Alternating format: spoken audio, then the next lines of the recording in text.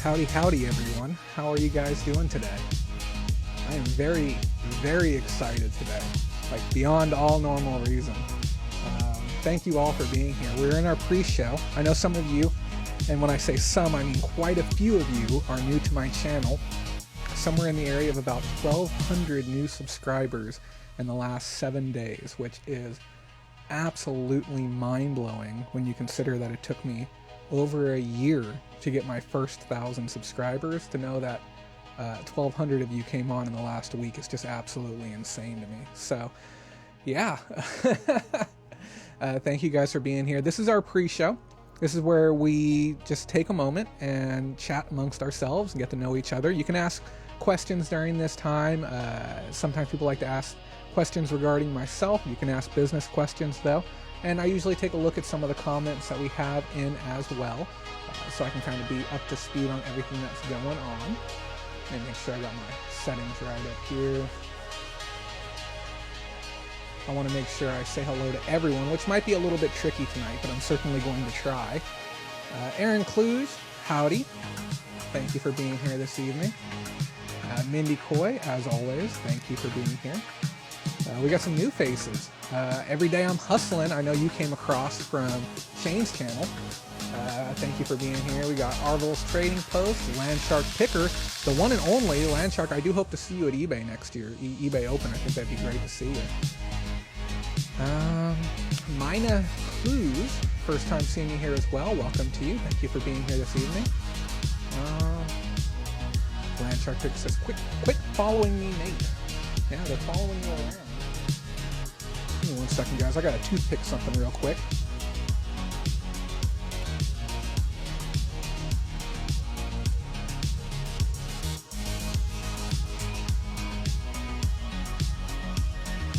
Yeah, no one needs to see any of that.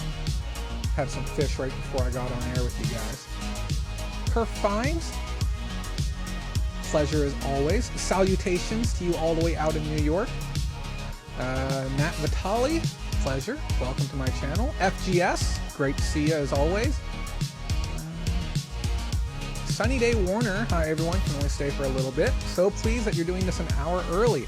You know what? I am mixed right now. I am pleased that I am able to entertain more of you by going an hour early. I know there's some scheduling conflicts sometimes with other channels. Let me get this music down just a little bit.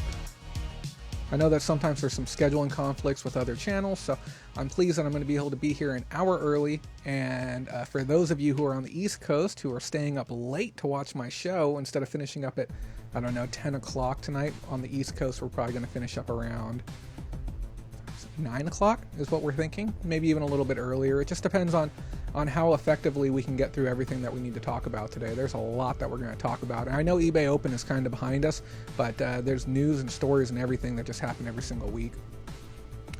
Meredith, pleasure as always. Good to see you again. I see you in the comments everywhere. I see you dropping comments on everyone's videos. It's always crazy when I scroll down and see who's watching other people's stuff.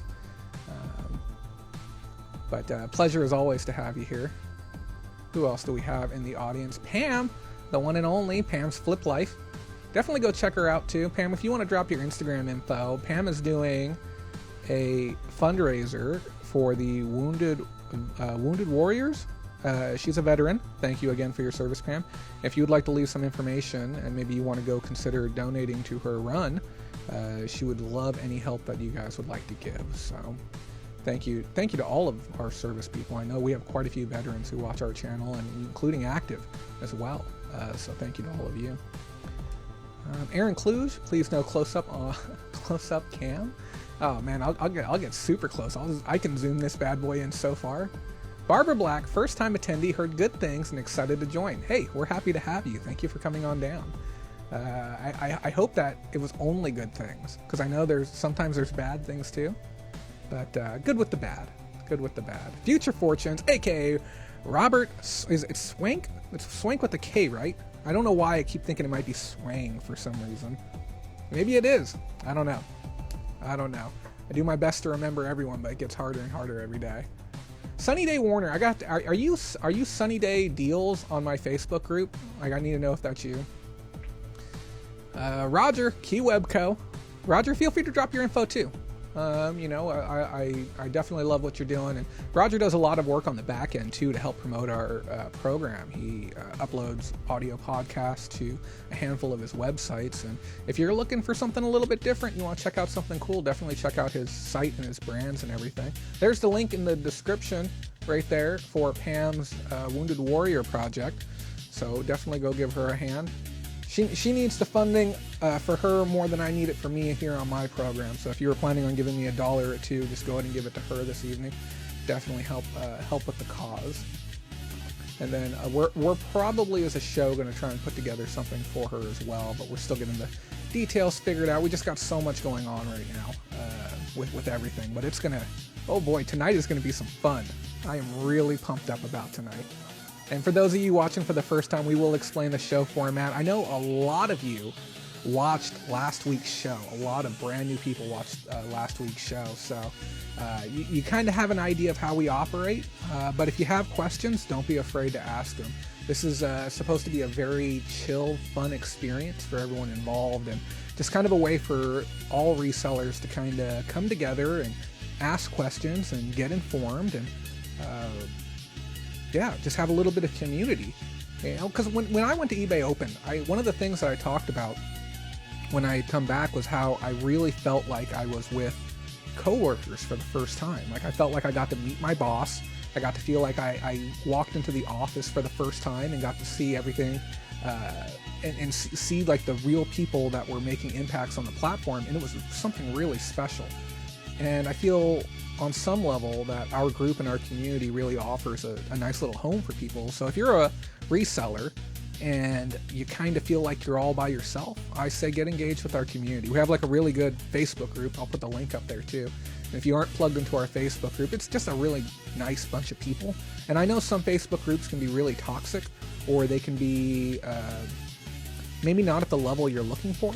I know some Facebook groups are really advanced, and some are catered to very much so beginners, and we're kind of right in that in-between spot. We cater to what we call the everyday reseller. So if you're somebody doing anywhere between, I'd probably say 10 and 100 grand in volume each year, and I know that seems like a wide spectrum, but you have to keep in mind there's some people doing 500 a year, and there's some people doing 500 million a year. So it's a very particular slice in there. So if you fall within that slice, you're definitely going to be within good company. Every Day I'm Hustling says, at Bolo Rama, I actually subbed to you before Shane's show, and I subbed because I remember you being on BP and Shane's channel before that, and you're never knowledgeable. I hope you mean that in the best way. We'll just write that up as a slip. But yeah, no, I was on a show with them, and we were talking about Vero policy. Verified Rights Owners Program. So if you haven't seen that one, it's actually a really good watch. I've never done a standalone video on the topic because it's such a complex topic. And there's a bunch of stuff that's going to be changing here with Vero over the next 6 months, so I may even hold out on it as well. Jay runs a great group. Thank you, Roger. I try. And I have so much help, too, to make it happen. We have Mindy and Pam, and then we picked up 2 more admins as of recently. We also have Rachel and Daniel as behind-the-scene admins who offer emergency overnight support as well. So, you know, our group is so unique and so different in the sense that we don't really tolerate people being, like, scumbags. You know, I guess that's the best way to put it. There's a lot of, like, really crummy people out there in the world, and you know, sometimes it manifests itself within these Facebook groups, and we just don't tolerate it. You're allowed to be wrong if you're willing to listen to the right answer, but you're not allowed to like spout mistruths, especially ones that are like easily researchable. And the reason we say that is because bad advice can cost people hundreds, if not thousands of dollars. And, you know, I see it all the time in other groups. I had to leave the other groups because there was just so much misinformation out there. You are very knowledgeable. Oops, sorry for the typo. It's fine, buddy. It's fine. Thanks for dropping in, though. Happy to have you. Shazad's in here, too. You know, I knew Shazad would be here because we started talking about money and volume, so I knew he was going to show up. Just popped in to say hi. We'll watch this tomorrow. It's almost midnight in the UK. You know, Shazad, we may even back it up another hour next week. We're going to see how this fares for everyone this week, but there's a chance it could be 1 hour earlier than what we're doing right now. So anything's possible.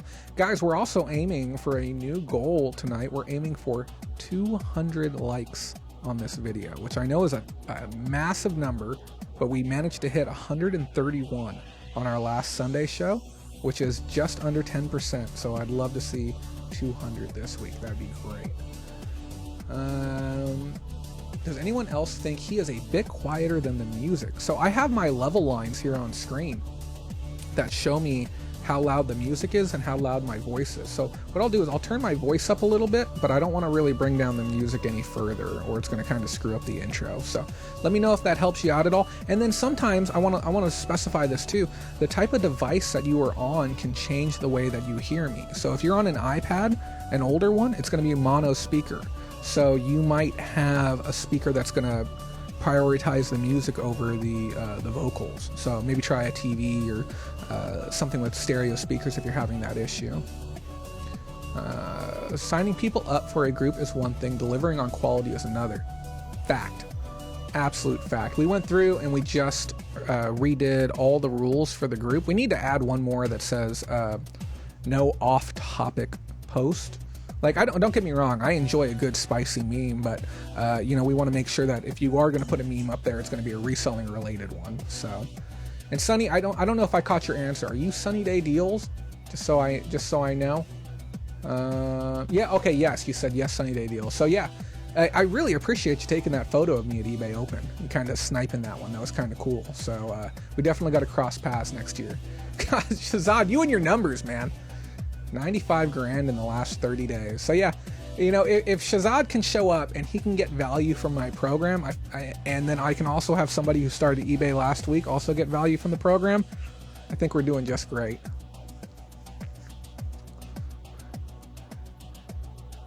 Good stuff, guys. Good stuff. Yeah, we have an action-packed show for tonight. We're going to be looking at my vlog, which I am really, really, really excited about. It's the most advanced video that I've ever produced. It took over 20 hours to make it this week, so it's going to be a great time. But we got that queued up. We got some practical training queued up. We got some interesting news. I mean, all the news this week is news that you could live without, but it's important stuff to know in the grand scheme of things, just being within the community and I don't know, just being able to better understand some of the things that are happening that could actually affect you. That's the way I look at it.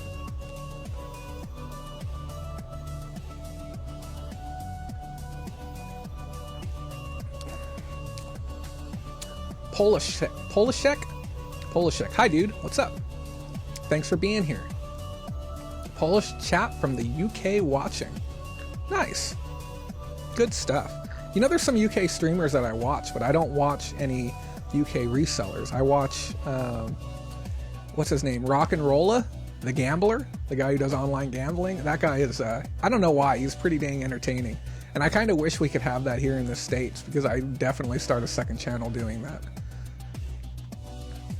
Have a good night, Shazad. Thanks for dropping on in. Don't forget to hit like on the way out. Yvette Anderson. Hello to you as well. Hello, everyone.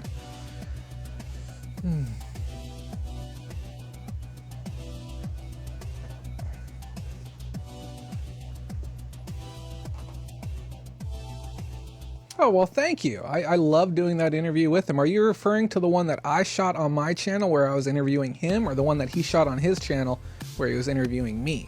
Because if you haven't seen them both, they're both worth watching. The one on his channel just today broke 10,000 views, which is incredible. Incredible. I don't know how long it'll be before I have one that does those kind of numbers on my channel. I mean, I'd like to think that it'll be in my lifetime, but you really never know. Both. Good on you, man. I appreciate that. Yeah. I expect everyone to jump in here 2 minutes before the show starts, as always.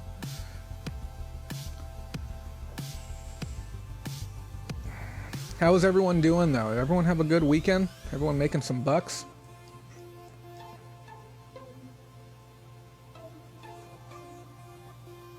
Yeah, you got to hit the nail on the head. You know, I got a lot of flack in the comments about some of the things that I said.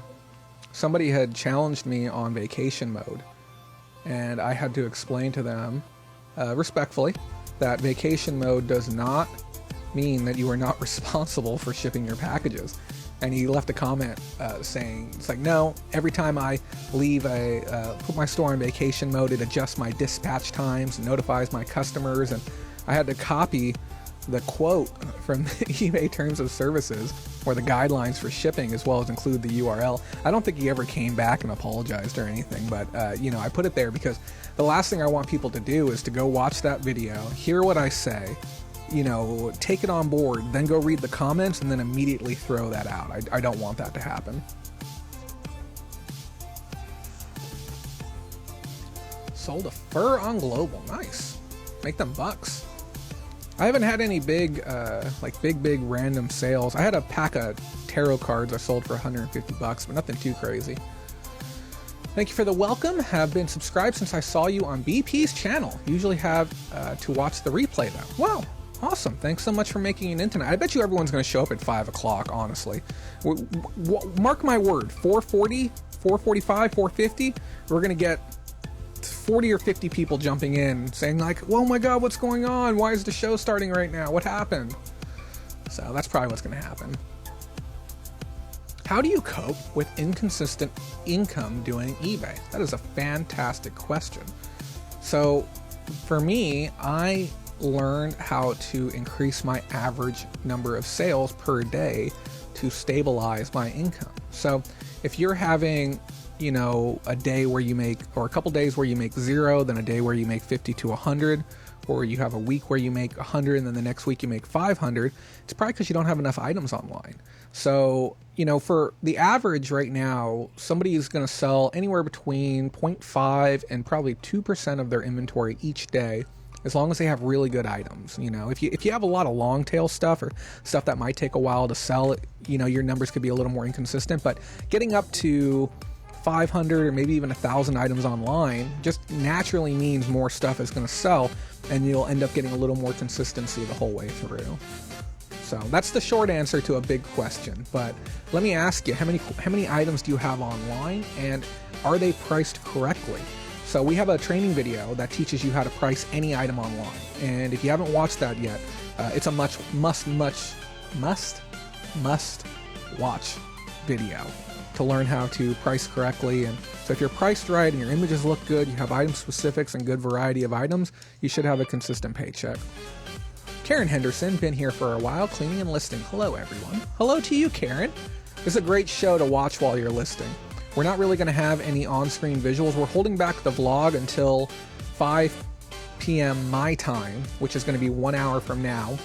So that way the people who show up late, who I know they're going to, are going to be able to watch it. So yeah, I'm a little bit shocked not everyone is here yet, but these things happen.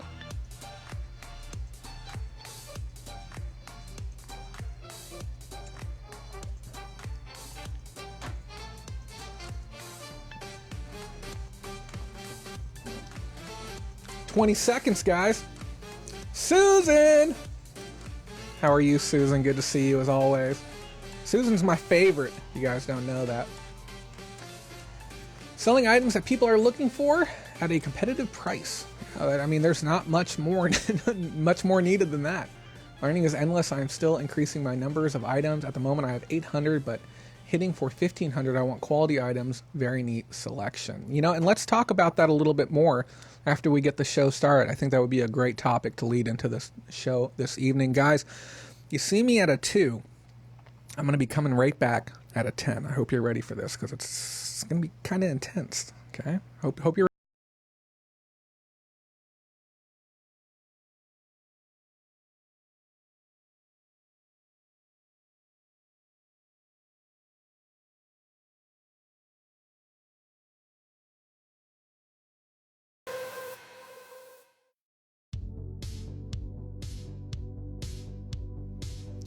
What is going on, guys? This is Jay Kraft here with the Facebook group Bolo Around Pickers Lounge, coming at you live again from beautiful Bakersfield, California. Today is August 11th, 2019, and I've got an amazing show in store for you. And I'm going to say this right now. It's not often that I get this excited about an episode of the Reseller Roundup. And don't get me wrong, it's not that I'm not happy to be here with you. It's just every now and then something really, really special happens on the show. that makes this show that I think I'm going to remember for quite a while. So tonight is that night. We're going to have a huge show. We're going to be looking at my eBay Open 2019 vlog. It's going to be premiering for the first time here. You can't see it anywhere else on my channel until later this week. We're going to be premiering at the top of the hour, just past 5 o'clock, because I know a bunch of you are late right now. A bunch of you are going to come back and rewind this later and say, Jay, when did you tell us that you were going to be starting at 4 o'clock? So, after we get that out of the way, we're also going to be talking about PayPal. They're in the news again, a little bit of M&A, mergers and acquisitions. They've gone after a couple of different companies to try and increase their brand's worth. We're going to talk about the implications that might have for eBay and e-commerce as a whole. On top of that, we're going to be talking about eBay, how last week they went from suing Amazon to this week they're going to be asked to answer some hard questions from senators. It's very interesting stuff. We're also going to be taking a look at my pickups on the week. I got a handful of cool items during this week. Not a whole bin of them, but we got a handful of interesting ones and some items that I never really thought that I was going to be showing on air before, but I guess we're going to get a little risque tonight. So stick around. It's going to be a fantastic production this week. I want to say 1,000,001 thank yous to everyone in the audience tonight. It means so much to me that you are here. This has been a fantastic week.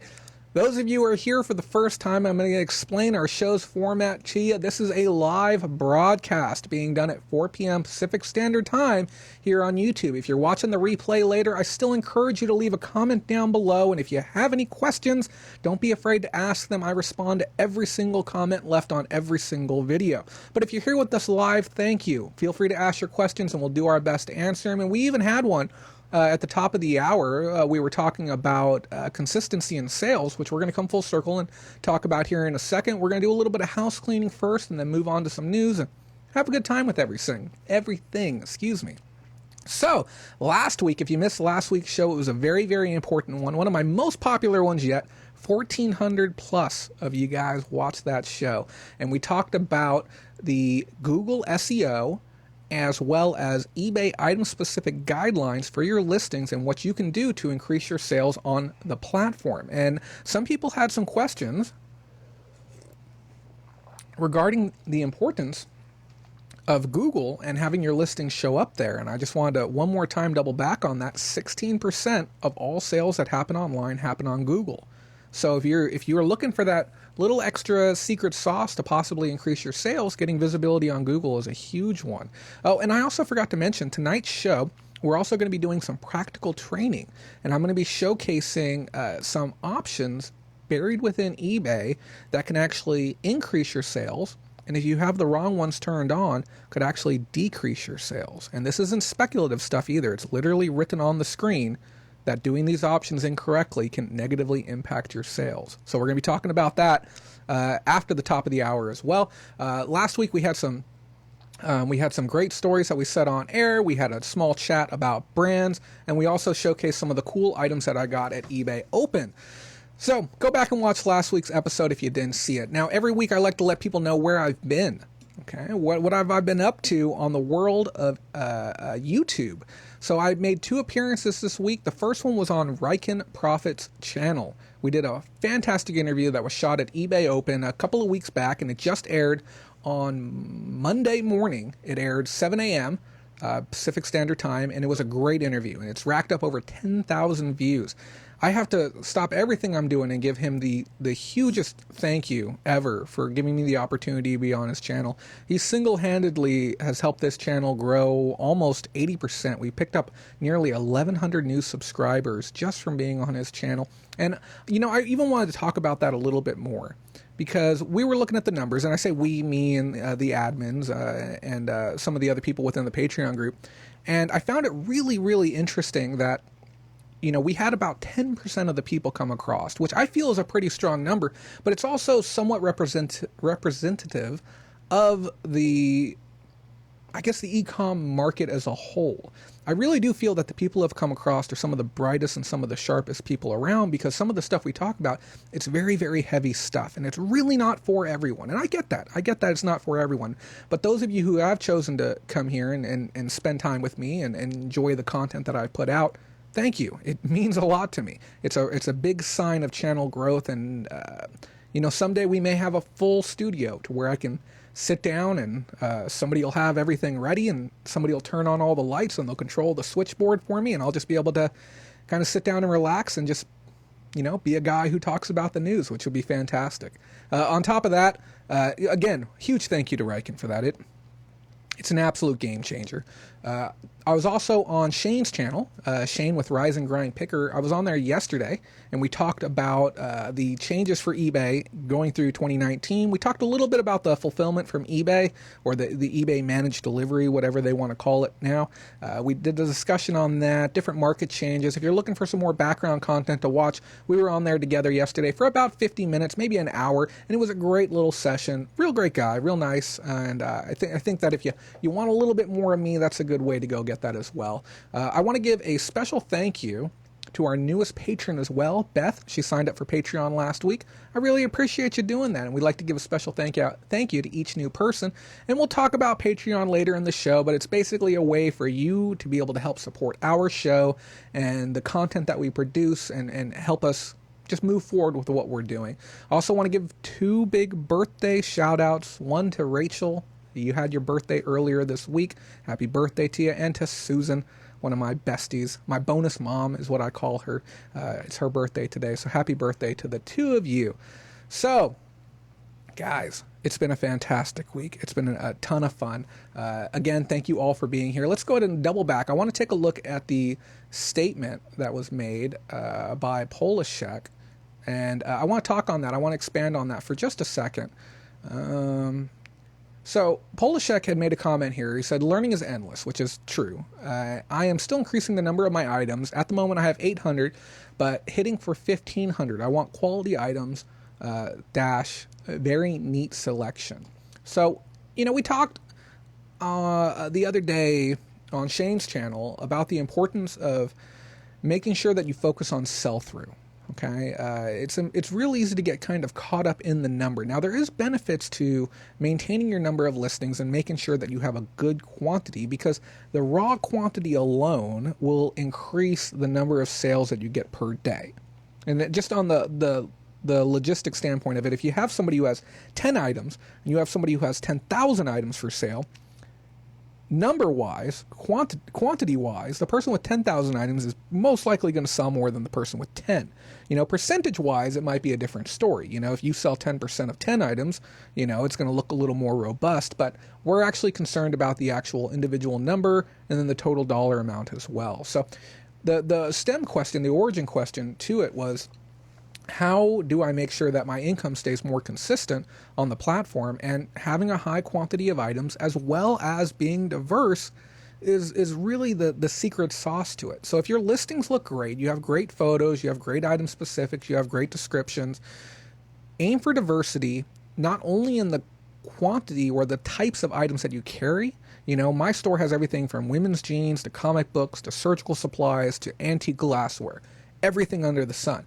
But I also carry items that are in the $15 to $20 range up to the $1,500 to $2,000 range. So when we're seeking that consistency, variety in pricing is just as important as variety within your catalog. The economy is not always going to be in the same place each and every week. There's going to be certain seasons. Right now, as a whole, the economy is a lot stronger than it was a couple of years back, and you're going to see that the average consumer just seems to have a little bit more buying power right now. They have a little bit more expendable income. The only downsides that we're seeing to e-com that affect the everyday consumer is the addition of sales tax for a lot of people. But overall, people are buying more. So just try and get things a little more robust. And if you have any more questions, don't be afraid to ask, and we always want to answer them. If I miss your comment, I apologize. There's a lot of comments going on right now, but feel free to leave them again, and I'll definitely check them out. Hola to you. Fat Man the Flipper, good to see you. Let's go ahead and switch on over to our main screen. So guys, we have this thing up here in the corner. It's our little tracker. A lot of people don't realize how expensive it is to put on this show. If you'd like to donate to the show, we have a PayPal email rolling by, or you can use that little super chat icon to help us out. But without further ado, let's go ahead and thank our patrons really quick for helping keep our show on the air, with an extra special thank you to Pam, Matthew, Ashley, Anna and Joe, Ali, Lee James, Brandy, and Rob. So thank you to all of you guys in total, but an extra special thank you to those of you who help out a little bit more. Pat, thank you for being present and accounted as always. So, guys, first up in the news this week, let me see if we can actually get this working. Little tech issues every time. There we go. Guys, eBay news. Surprise, surprise, we have things that we have to talk about regarding eBay. So last week we talked about the eBay good till cancel glitch. Believe it or not, it did actually affect a handful of our patrons. I had couple of different people, Mindy included. Thank you to Mindy and Pam for admitting our show this evening as well. But Mindy said that she had issue where she actually got double charged, and you may have been double charged as well. And I told all of you to go back and review your bill, and I even had to call in eBay too, and I said, hey, can you double check, can you take a peek and make sure there isn't any anomalies on my account? Now, some of you may have already been double charged, and you may see it on your bill right now. eBay has actually said, they put out a release in their community boards this week saying that they understand what's happened now. Initially, they didn't get it. They didn't know what was going on, but they say, we get it now, we understand what's going on. I just realized my camera is crooked. Why would no one say anything? Look at that. Much better. There we go. So, they've identified what the issue is. They know what's going on. They know how to fix it, and they said, stop calling. Okay, so if you have this issue on your account right now and you see your bill and you see the extra cost on there, do not call them. They said they will have it sorted out by the end of the week. Do I trust them? No. But what I would do is I would fill out a Post-it note and I would just go and stick it to the top of your computer and tell yourself to go back and review your bill maybe a little bit later in the month and make sure that the things have been sorted out. Those of you who only have a handful of listings online, I wouldn't bother with it too much, but if you have 1,000 or a couple thousand listings online, you could be looking at an extra charge of, $50 to several $100s. But they said it should get sorted out, and they want everyone to understand that moving forward, you're not going to see your charge on a specific date each month, okay? You're not going to see it like on the 15th of each month, those charges getting assessed. You're going to see it on a month-by-month basis. So it's going to be your charge for August, your charge for September, your charge for October. It's important to understand that when you look at your bill moving forward. On top of that, eBay also launched a new partnership, with North Face. Those of you who don't know, North Face is one of the largest brands for outdoor apparel in the world right now. It's exceptionally popular here in America. It's also very popular with the Japanese market as well, but they make very good high quality gear. And if you don't know North Face, it's certainly a brand to look out for while you're outsourcing, but they're up there with other brands like Patagonia as far as being a very established brand. Now they do have some particularly off business practices when it comes to who they'll sell to. We had talked before about how they didn't want to sell to Bezos or anyone in that business casual look who was running around in their North Face. What do they call it? The business blazer, the casual business look. What do they call it? Business uniform? I can't remember what it's called. But you see them all over Seattle, people walking around in the North Face gear. So what ended up happening is eBay has partnered up with a company called Premium Direct, which is handling the influx of North Face goods to the platform. Now, I did a bunch of research. I can't find any web presence for this company called Premium Direct. And you know me, I do due diligence. I wanted to dig right in there. And the reason I wanted to know is I wanted to know, why is eBay not partnering directly with North Face? Why aren't they looking at North Face as a first-party brand? Give me 1 second. I'm going to look at these comments here. What do we got going on? Yvette is on during live show. You can only post once every 15 seconds. Yep. Here we go. Anyone know how to get slow? Nope. Yeah, that's how it's supposed to work. So I don't understand why they didn't get that first party connection with them or what the reasoning behind it is. But North Face is wildly popular on the platform. And I always think it's great when they give out any level of statistics regarding the platform and search and the way that consumers actually act on the site.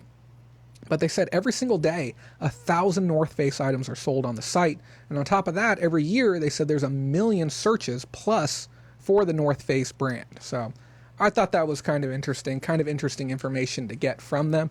So if you find North Face, buy it. Maybe this might help the average consumer. But they were basically saying there's 15 new styles that they have that are going to be under $150, which I still think is unreasonably high for, like a top and bottom. But I think that's just the frugal side of me. I don't know if you guys are the same way, if you have an incredibly difficult time spending money on yourself, but that's just kind of how I am as well.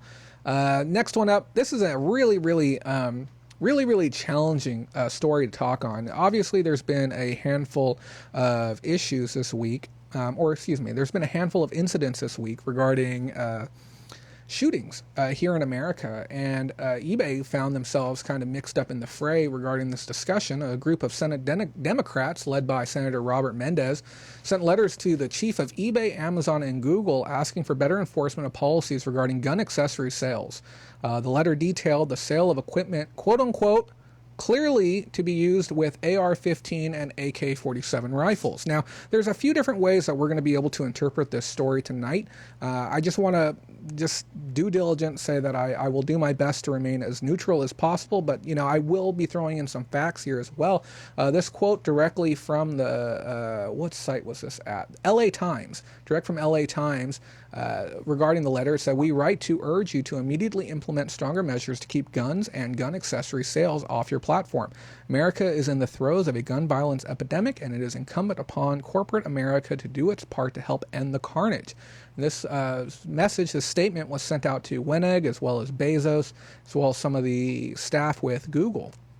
And they asked for a response by September 9th, which I think is fairly lenient. They said within that letter there was questions regarding technical safeguards and what's being done to restrict these listings from coming up, as well as wanting some information regarding the flagging process for these listings. Now, on the outside looking in, I think we all understand that eBay is not really the best at handling faulty listings. And it starts at the seller level, when sellers are able to come in and they can make an account within 10 minutes and then immediately start posting their items up onto the site with no real vetting whatsoever. Let's be honest, it's not like Amazon. You know, eBay for new sellers is still a bit of that wild, wild west. People can get on there and essentially do whatever the heck they want. And Congress is basically coming to them and saying, hey, we want you to be more accountable for the things that are happening on your site. And we've seen this type of action happen before. What was the name of the site? There was another site that got shut down because they were allowing counterfeit goods as well as illegal goods to be sold. Was it Ibotta? Is that what it was? They were allowing counterfeit and illegal goods to get sold on their site, and the FTC came in and just shut the whole site down and said, okay, you gotta, or it's iBid, maybe that's what it was. Yeah, they're like, we gotta clean the whole site up. You know, you gotta get rid of the counterfeit stuff. Excuse me, guys. I've been dealing with allergies for the last 3 days. So if I sound horrendous, that's why. So I don't think that we're going to be in a position where we're going to see like hard action come against eBay where they would, you know, shut down the site or shut down specific categories or anything like that. But I think it's very, very much so important that we do see more change come to the platform, or it could jeopardize all of our abilities to be able to sell on there. So I personally can't scroll down Facebook without seeing an eBay advertisement somewhere. And one of those advertisements will have one of those carousels where you can kind of flip through and see items. Now, that carousel is an aggregate of not only items that I've looked at and related items, but it also includes trending items, items that have had high levels of sell-through, high levels of search over the last 24 or even 12 hours will get added into there. And I see counterfeit listings all the time. I see listings for items that are supposed to cost $1,000 or $2,000 being listed at $30 or $40. And there's no real strong way that eBay now is doing anything to stop sellers from listing specific types of items that are essentially illegal. And we even made a video on our channel talking about illegal items that are currently being sold on eBay. And we're talking about the types that, yeah, they might not be as dangerous as guns, but they still kill people. You know, when we're talking about things like lawn darts, you know, it's a lethal toy and it's still finding its way onto the site. So, they also asked for a little bit more color regarding the number of listings that have actually been removed from eBay that violate terms regarding stuff like guns and ammunition and gun accessories. Now, this was not only brought up by Senator Robert Mendez, but it was also signed by a bunch of other people, most notably Kamala Harris and Cory Booker. And I mean, anyone who follows politics knows who those two are. But the LA Times, after they ran this, you know, or discovered that this was a thing that was happening. And this is where I have a little bit of a little bit of issue sometimes with, I guess, mainstream media going out of their way to create stories. And I think we've seen this before, because journalism on its core is doing some investigation and then learning something and then presenting that story. But sometimes we see things happen in a way where it's a little bit more manufactured. So LA Times said that they were able to go online and they were able to find magazines, grips, stocks, and more that were in clear violation of existing laws. Okay, and what the sellers were doing, which is, I think we've seen it all before on the platform, is that they were disguising the information. So they would put for the brand name, they would put the gun type within the brand name. That way it would show up within search. And they were also including information within the images as well. So you might have a listing that's fairly innocuous, but within the image, it has, compatible with AK-47 within the image. So we're seeing a bunch of stuff happen, and they're being pretty much told that they need to give up some answers as far as, and yes, I have a bunch of different cups here, guys. Don't mind me. Trying to find something that'll coat my throat a little bit. So they're saying that they want to make sure that they're more accountable. They want to make sure that changes come to the platform to make it a little bit safer for everyone. My biggest concern with it is that there was no actual correlation between anything that's happened shooting-wise over the last 12 months and an e-commerce brand. So if there was a thing where, we looked back and it's like, yes, this person clearly bought their stuff on Amazon. They clearly bought it on eBay. They were able to skirt the laws and work loopholes and have these items shipped to them, and everything's compromised now, then I would say, okay, yeah, sure, you got a point, crack down a little bit harder, make things happen. But that's not what we're seeing. Okay, we're basically seeing this being a little bit more manufactured. And when we talk about manufactured narratives, I'd be remiss if I didn't bring up the video game argument, that video games in some way create shooters, which the reality is there's zero evidence to actually prove that. And when you see certain people back those types of arguments, it's just a little bit scary, to be completely honest with you. I'm going to put a mint in my mouth, which I never do while I'm on air. My throat is so dry right now. Okay, let's move on to Amazon news. Let's get away from some of that heavy stuff. Let me take a look at these comments. Let's just Pam says, let's keep the debate out of chat. Just follow the laws when you're listing. 100% recommend that as well. We need to outlaw rocks. Yes, rocks and pointy sticks. We need more enforcement on that. But honestly, like if you look at areas that have banned guns, knife violence is it's quadrupled in those areas. There's just more stabbing attacks and acid attacks. Amazon news, Amazon to push SBA a bit harder. SBA is their new program, which means sold by Amazon. Have you guys heard about this yet? It's ridiculous. But I mean, you make your own opinion on this. I think it's ridiculous, personally. SBA means sold by Amazon, which is a new program where Amazon buys your products and then sells it to customers for you. So basically what they're doing is they're taking the role of being a drop shipper, which is a little bit crazy, as well as working on the front end as a repricer. So not only are they taking the role of a middleman, okay, they're using their advanced repricer to try and get the best possible price for the item that they're actually working with. And this can show itself in a lot of ways, because the way that Amazon does their repricing is a little bit nutty, and I'll explain that here in just one second. The benefit to this is that they're able to come to sellers and they're saying, tell us how much money you want to get for your item, whatever your item is. Okay, tell us the amount that you would like to get. We'll make sure that you get that amount. But we're going to play an intermediary role. We might sell it for more, we might sell it for less, but we're going to guarantee you that amount. So because Amazon's in the position where they're playing the role of gatekeeper, they can choose how their item gets looked at on the site. Maybe they want to put it within buy box. Maybe they want to promote it. Maybe they want to throw a little bit of advertising money for it on Google. And they're also in charge of the fees that they charge you. So maybe they want to be in a position where they say, well, we're going to charge them 15%. Let's just go ahead and cut the fee in half.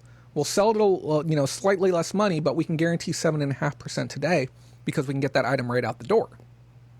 So they have a lot more flexibility when it comes to price than we actually have. And the other thing about this too, guys, I'm dying right now. Let's lose the mint. God, the air is so dry today. So the other thing about this too is it allows Amazon to be able to skirt past what we call MAP, or the manufactured advertised pricing, which is the minimum price that they must advertise if you're working directly with the brand. So if Amazon themselves have a first-party contract with Prada, for instance, and they have a bag, and Prada says, we don't want you selling or advertising this bag for less than $800, okay? And that's the direct arrangement that they have. But if they're working with a vendor, it allows them to bypass that. So if the vendor was able to get, really good wholesale pricing, maybe it was old stock or something like that, they can bypass that and be able to push the products through a little bit quicker. Now, the upside for the actual seller is the fact that they don't have to deal with returns. Okay, any returns are going to be handled in-house. And this is a very interesting thing to hear, because we just talked last week regarding eBay's program, and one of the big perks for it was that it was going to be handled in-house as well. They said that if you get a return, we're going to cover your return if you're working with us. So Amazon immediately stepped up to the plate, and they're offering a very, very similar thing to that. Now, those of you who don't know, Amazon reprices items all day long.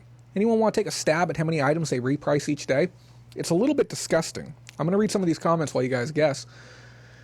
Whoa, that didn't sound like what they said in the email. They made it sound to me that, hey, if so-and-so in Saudi Arabia wants your item, but you don't see in that region, then we will buy it. Yeah, no, they'll buy it and then they'll sell it to the person in Saudi Arabia. Yeah, that's essentially what they're saying. Red Neckerson Resale says 159 million. A little bit high. What's up, JK? So Amazon actually reprices 2.5 million listings per day. Okay, listings, not just single items, listings per day, which is absolutely crazy.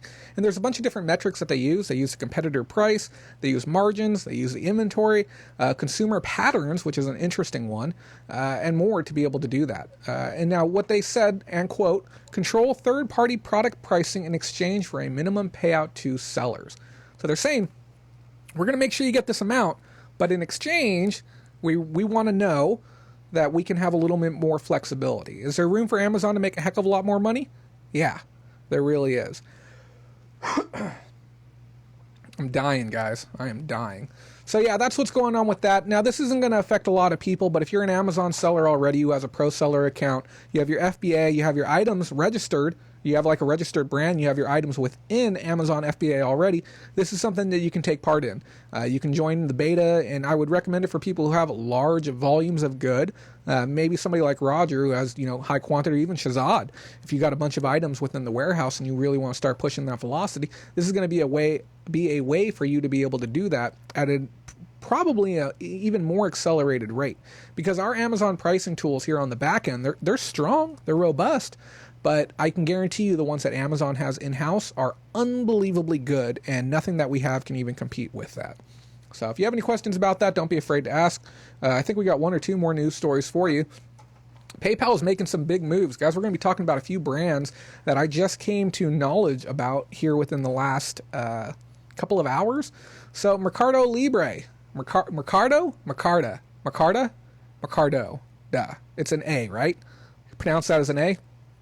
Mercado Libre, which translates into free market, is an Argentinian company incorporated in the United States that operates online marketplaces dedicated to e-commerce and online auctions. So they have the Mercado Libre brand, and they also have Mercado Pago, which is like their Mercado payments. Mercado Libre has 174.2 million users in Latin America, making it one of the largest e-com brands out there. They get the highest number of traffic, highest number of visitors.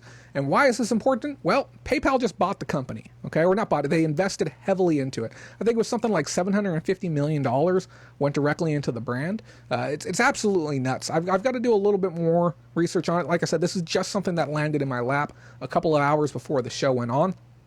The company has operations throughout all of South America, Argentina, Bolivia, Brazil, Chile, Colombia, Costa Rica, Dominican Republic, and Panama, Peru, Uruguay, and more and more and more. So a statement from PayPal CEO Dan Schulman said, digital commerce in Latin America has experienced tremendous growth, and Mercado Libre is well positioned for continued leadership. We see great opportunities to integrate our respective capabilities to create unique and valuable payment experiences for our combined 500 million customers throughout the region and around the world. And that was PayPal CEO Dan Schulman, who said that at the company's strategic investment conference. So it's interesting to see this happening, because we know that the separation between PayPal and eBay is something that's been going on for a long time. And it was originally slated to be completed in 2020, and then there were speculations it wasn't going to be done until 2021. And then eBay asked for an extension. They asked if we could bump things out till 2023. So even though managed payments is on track to be something that everyone's going to have to use within the next year, we're actually going to see that the relationship between eBay and PayPal isn't going to be completed until 2023. Now, when we see a company like PayPal start doing acquisitions of other buying platforms, it's really the writing on the wall. It's saying, that money that they have, they could have easily invested into eBay. They could easily have taken their $750 million, invested into eBay, got them some, honest to God, undervalued stock right now. But they went ahead and invested in another brand. Now, that on its own wouldn't be a huge deal if it wasn't for the fact that they're also going to be making more money on the payment ends of things too. The PayPal shops, excuse me guys. I got the driest throat in the world today. So the PayPal stock is very, very strong right now. It's very robust, right around $105 a share. They are doing great. Being able to spend money and gobble up companies. And they also announced a little deal with Bonanza as well. And we haven't talked much about Bonanza. It's another e-com selling site. But they're doing a deal, and they said they sent out this email. I don't know if you guys got this email as a PayPal seller. And they were talking about the size of Bonanza. And they said with over 2.2 million unique monthly visitors, Bonanza is a fast-growing marketplace that can help you reach potential new customers. And this was an email from PayPal to its PayPal users, encouraging people to go over and they get a trial of the premium store membership that's over there. And Bonanza is a really big site. Like, they have presence all around the world, and they have something in the area of 40,000 unique sellers and millions of different items. But with that, in conjunction with this going on as well, it's a little bit crazy. And I would say keep your eyes open, because it wouldn't be too ridiculous to see PayPal at some point in time having their own first-party selling application to be able to generate even more revenue. But the fact that they're reaching as far as they are with payments is a little bit nuts. They will probably be the number one payment provider for the rest of the time that we're alive. Another couple more details regarding that site, the Mercado Libre, is they did $12 billion in 2018, which is a huge number, but it reflects about a tenth of what eBay has done in that same amount of time. So they're definitely competitors, and if they are blowing eBay out the water in South America, it's going to be interesting to see what happens moving forward. Guys, we have practical training, we have the vlog, and we have pickups. So that news took much less time than I had expected. So do you think we should run the vlog now, or do you think we should wait till 5 o'clock when more people show up and then just move over to practical training? I will say this, if you guys haven't done so yet, please subscribe to my channel. It does help us out. We could always use more subscribers, and if you haven't done so as well, go ahead and click that like button. That does help us out too. We could always use more likes. There we go. Got squished. So, no commentary. No commentary. Let's go ahead and do some practical training. Like I said, I do want to try and save the vlog for the top of the hour, because I know there's going to be a bunch of people that are going to be running behind. So guys, practical training today. Today's lesson is on restricting and including buyers. Now, the screen that you're seeing over here to the side is a screen that shows up on eBay. There's a couple of different buttons you have to hit to be able to get there, but I've included this link on our Facebook page. The post will go up in an hour and 25 minutes. It's a scheduled post. You'll be able to go over there, click on it, and then immediately go to this page. And we're going to go through some of the options on this, okay? Because right at the top of the page, it says, select buyer requirements carefully. They may reduce your selling success, and it applies to all current and future listings. So whatever you select on these options is going to affect everything that you have active right now and everything that you plan to put up in the future. And we're talking about buyer restrictions. And basically, What level of buyer are you trying to keep away from your store? Simply put. So some people are going to have more tolerances than others, and other people are going to want to keep their store on absolute lockdown.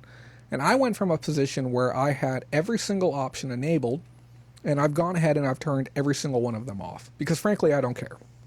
I know eBay for the most part has my back covered if there's any issue, and I would like to see increased velocity. And the reason why I came onto this subject is because I had somebody message me about a week ago saying, I would love to buy this item from you. And he ended up buying it for $154. He said, I'd love to buy this item from you, but it's not letting me buy it. And the reason is that I have a strike on my account. And I said, well, why do you have a strike? He's like, I really don't know. He's like, can you add me to your exception list?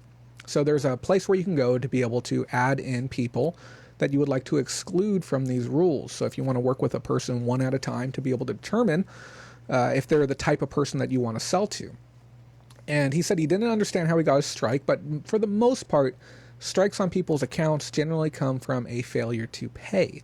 So if you have somebody that has unpaid item cases that have been opened against them, or just a history of bad behavior on the site, then they can get a strike on their account. And that's basically who we're restricting. So the first one says, buyers with unpaid item strikes, X number of strikes in Y months. So you could say, I don't want anyone who has 2 strikes over the last month or 2 strikes over the last 6 months. Obviously, by increasing the time and reducing the quantity of them, you're going to be excluding more people. Okay.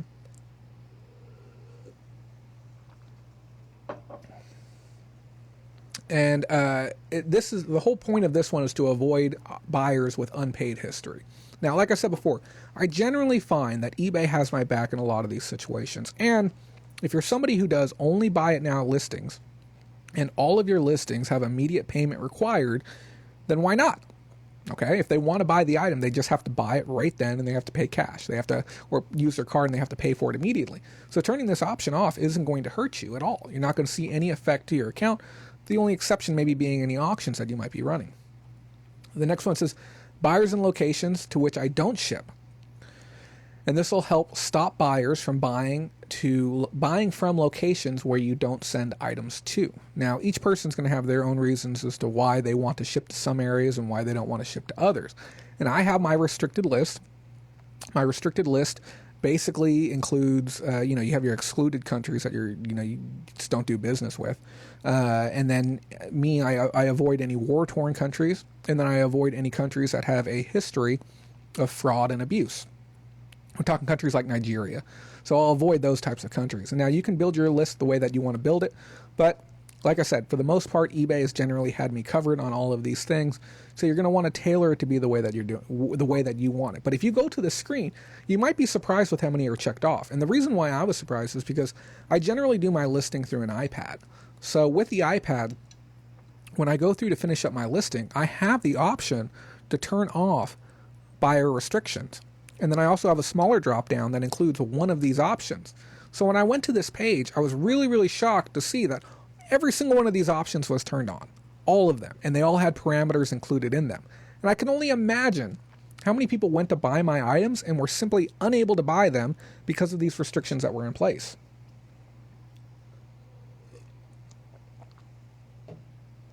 Give me a sec. I'm going to get some throat spray, guys. Give me 1 sec.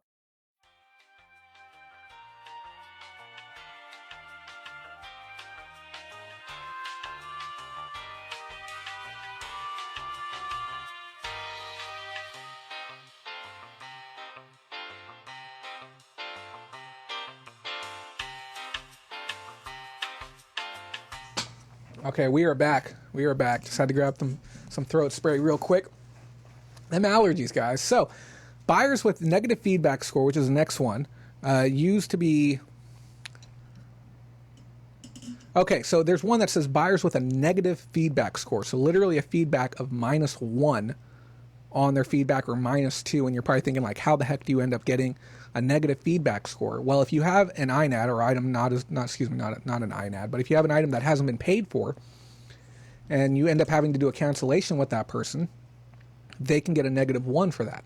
On top of, we have to think of historical accounts older accounts back in the day when you used to be able to leave negative feedback for buyers. So people who were buying your item, you could leave them a negative, which would result, I've seen accounts with -5s before because it was just some scammer who was just scamming people and then leaving those, they would end up getting a bunch of negatives on their account. Winnie from Mars says, I don't know how to feel watching Jay dying right in front of me and doing it live as well. Yeah.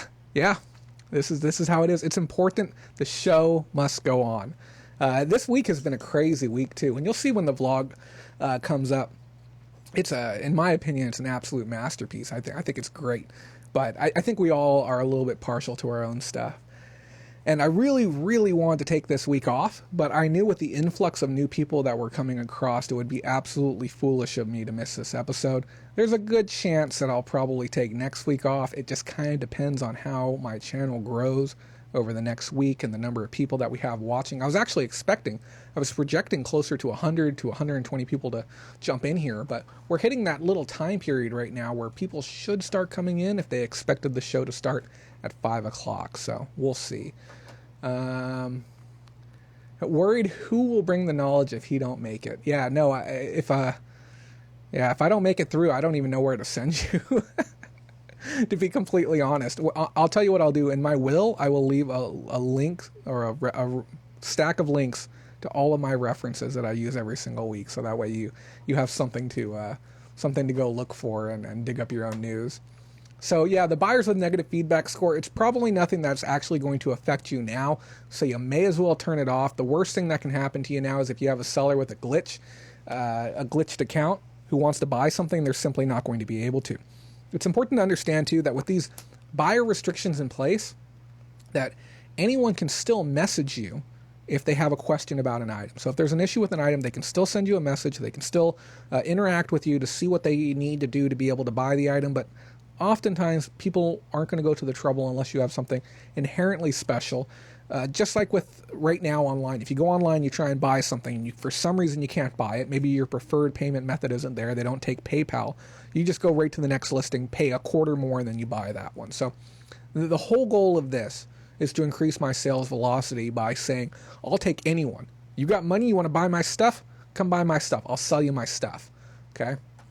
The next one is buyers who bid on several of my items and then and not pay for them. So you can restrict the number of buyers or the number of items a single person can buy over a 10-day period. So if you're running 100 auctions, you can say, and this is something I didn't know that I had turned on, okay? I was limiting how many items an individual person could buy. And the reason you might want to do that is to mitigate any risk if you have a sneaky feeling about somebody, or if you know that you got a whole bunch of people with like 0-bid accounts bidding on your stuff and you just don't want that to happen.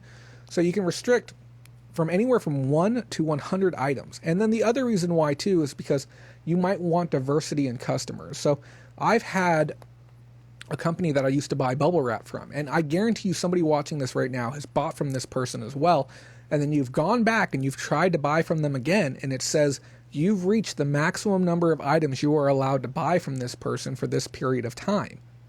And I don't know if they knew that they had that on their account, but the only thing I can assume is that they wanted to get their brand name out there. So if you have a product and it's priced really cheaply, and for some reason, let's say you're within the collector's industry, maybe you're doing some form of like web lotto, and you want to be able to reach as many customers as possible, having one person buy all 100 of your units is going to be worthless, opposed to having 100 different people each buy one of your units.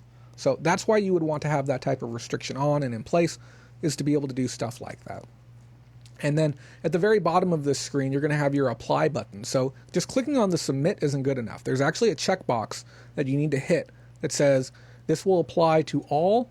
And once you confirm that, then it'll punch you through to the next screen as well. But just don't forget, you can whitelist people. You can make sure that you are able to work with people as well. So that's that little bit right there for you. Do you guys have any questions regarding that? Got to get that throat spray. I'm dying, guys. I'm dying right before your eyes. So if you have any questions, I'll be happy to take them now. We're 15 minutes out from airing that vlog. I really don't have anything else to go on about right now. The only other thing that we have as far as tiny bits this week is we have seller-initiated offers got moved up to a new minimum. Before, you could send somebody an offer and would only be required that you do at least 1%. That was the minimum. So you could have a $100 item, and as long as you offered it to them for $99 or less, you could send it. Now eBay's made the mandate to where it has to be at least 5%. I don't know. I don't think 5% off would entice me. I think that they should have made the mandate at least 10%. But again, I know people would argue. That's just telling people how they need to do their business. Deep end of the sandbox, how many consistent listings before I should upgrade to the store above 250?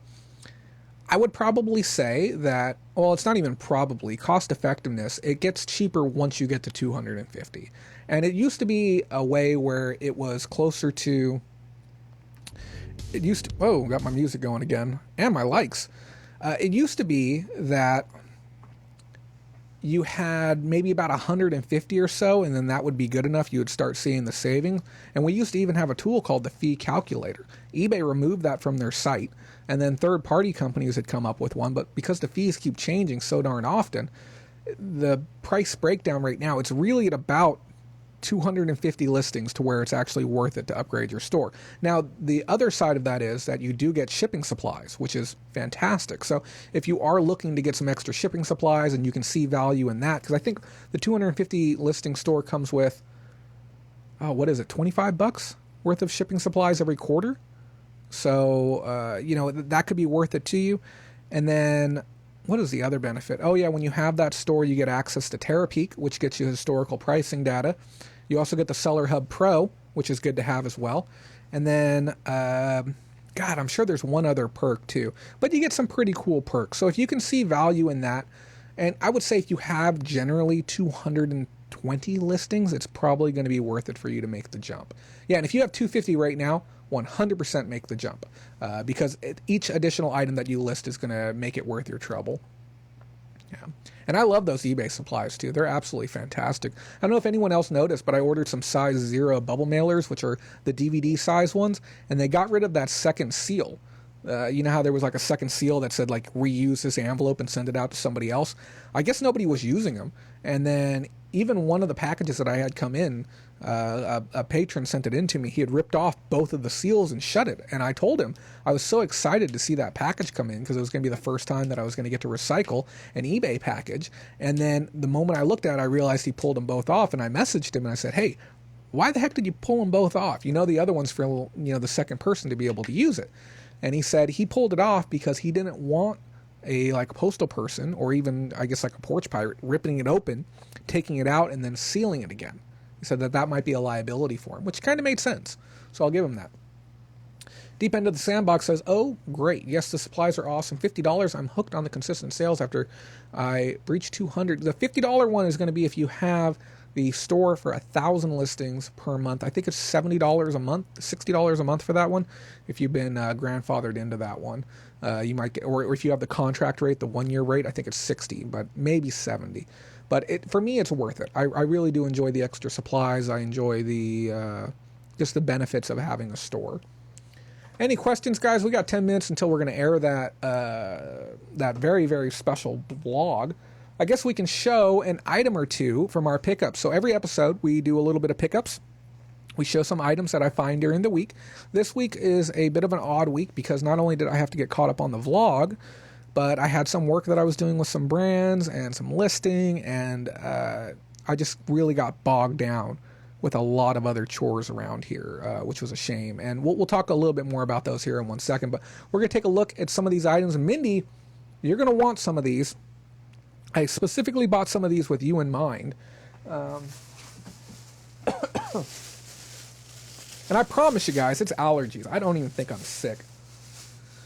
The first one we got, it's this cute little Tupperware bag. It's a insulated bag by Tupperware. It's even got a zip across the top. I paid $2 for this bad boy, and I know that certain designs are going to do better than others, and I'm almost positive I can just run this darn thing through the washing machine, but I paid $2 for it.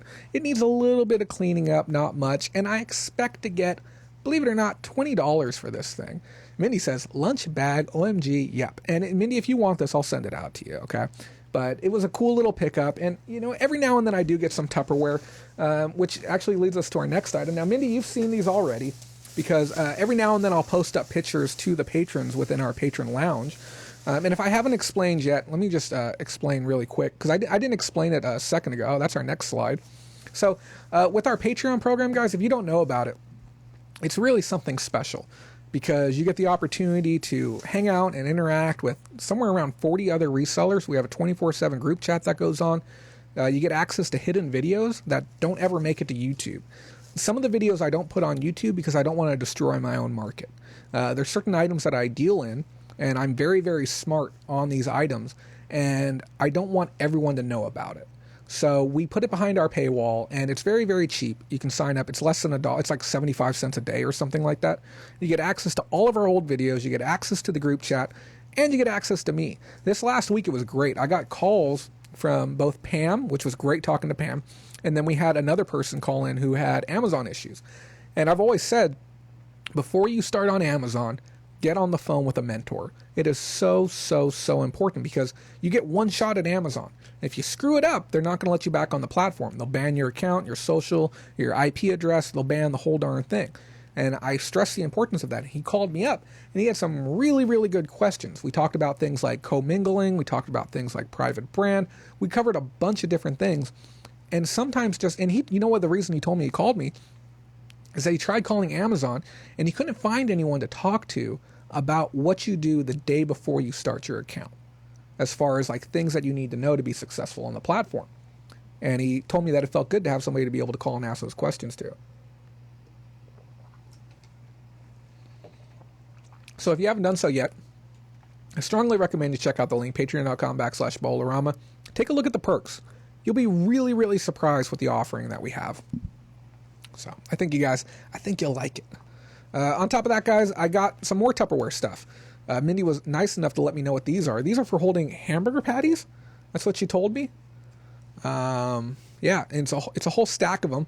And then I got a single lid here on top. I guess that's the way these are supposed to be. I paid $2.99 for this. Not the biggest margins. It's worth $15, give or take, but it's an interesting little item, to say the least. And then my last Tupperware item, Mindy, I can't even remember what this is. I know you probably told me, but I can't remember. Tupperware taco holder, right? Right, Mindy? You just flip it over and you can stack 2 tacos in here. Just like that. She's going to tell me what it is right now. She says it's a get-together set. Yeah, I have no clue the actual application for this. But if you see Tupperware, guys, every single piece of Tupperware has an identification number on it. And you can punch that in, and you can get information about the piece of Tupperware. Or you can reach out to Mindy, because Mindy's an expert, and she can just eyeball an item for you and tell it what it is. And if you're looking to buy Tupperware, new or old, she has modern and old sets up for grabs. So it's pretty cool. Pretty cool. We'll definitely reach out to her. Oh, it's for crackers. Interesting.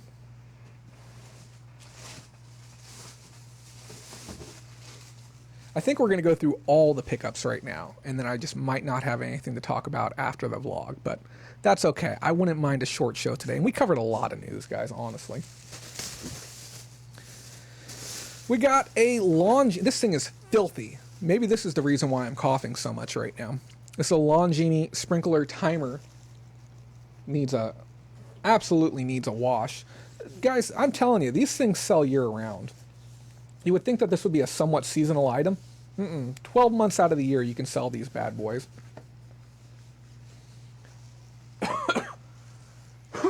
God. So yeah, check that out. Nice and cleaned up now. This is an easy $50 bill on Amazon. So real thrilled about picking this up. I paid essentially about $1 for this as part of a bulk buy on a handful of other good. Money from Mars says, then he can die off air. Yes. Probably give me about 45 minutes till I pass out. So, yeah, I paid $1. Going to get $50 out on Amazon. Not much to really say about that, with the exception of if you find loose ones, you should almost always look them up. And you know what? This reminded me of something. This was something that I wanted to talk about this week. Don't buy Bolo list. And you know what? I'm just going to shots fired to every single person who's selling them online right now. Don't buy them, okay? Because they're not going to help you any. And the reason I say this is, I want you to think back on the last time you came across the same item twice, or even 3 times that you've seen something, okay? It's exceptionally rare to go out and look for a specific item and find it. And what ends up happening is you end up filling your mind with a whole bunch of useless information that you really can't do a whole lot with. And I know what you're going to say. You're like, yeah, maybe you found a specific, one specific piece here or another specific piece there, and it paid for the cost of that list. Sure, great, fantastic. The type of training that we need to be able to be successful is to where I show you an item, okay, and then I tell you stuff about this item that can help you learn about other things within that space that can help you go and be successful, okay? Because if I say this very specific type of timer, that's going to do you no value. You're not going to find this in your lifetime, and I get that, okay? Maybe 1 or 2 you might, okay? But on the whole, none of you are going to find this. But if you know that brand new sprinkler timer's in the package, blister packed, maybe you know the specific brand, Longini is a good brand because you picked up that tidbit, and you gather additional details, that's what's going to make you successful as a reseller, is learning about all these things that, I guess, one, it tells you, look for these types of things, and I don't know, it just improves the filtering process, because you don't spend time wasting time on dumb items. So something like this is another great example, okay? Some of you guys are going to flip out when you see this, okay? Because you're going to know what these are. It's a micro jammer. It's an old, I thought this was Milton Bradley, but it says Cap Toys. And we got 2 different ones. I didn't even test them yet. Nope, they're dead. Kids would play with these inside the stores all the time. I looked this one up, $15 to $20 on its own. I can only assume that this one's probably going to be around the same, maybe even a little bit less than that. But vintage toys. Okay. Would I ever put micro jammers on a Bolo list? No. Okay. I can tell you 100 toys that are worth more than $100. That is worthless information. Okay. But what's valuable information is when you see vintage, brand new sealed toys of any type, okay, they're worth looking up. That is valuable information. So don't buy Bolo lists, guys. Just throwing your money away. Because you want actual training guides that can help you out down the line.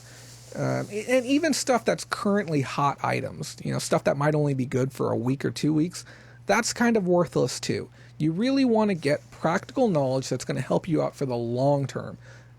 Things that are consistently sold well, or categories that have consistently sold well for years on end, or little tidbits like this one.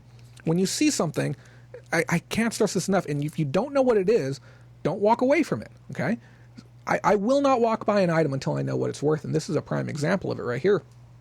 This is a portable modem, okay? This is SE wireless modem. And I know what you're thinking. You're like, man, this thing's just hanging out right on the end. It's all busted to all life. Well, that's great, because the last one that sold was equally as busted, and it sold for $50. $50. Busted. And there's none available online right now, which means I might even be able to get more than that. And I don't even need to test the thing. The other one was said as is, untested. I think this requires some type of special charging dock. Yeah. I mean, I'm sure I could fashion something together if I needed to, but I'll take the $50 bill. I only paid $1 for this. Money from Mars says, Jay can't be more right. Learning in the field will help you in the long term. This is very, very true. Walking through a store, picking up items, and actually, doing your scan-ins and everything like that, that's really what's going to help out the most.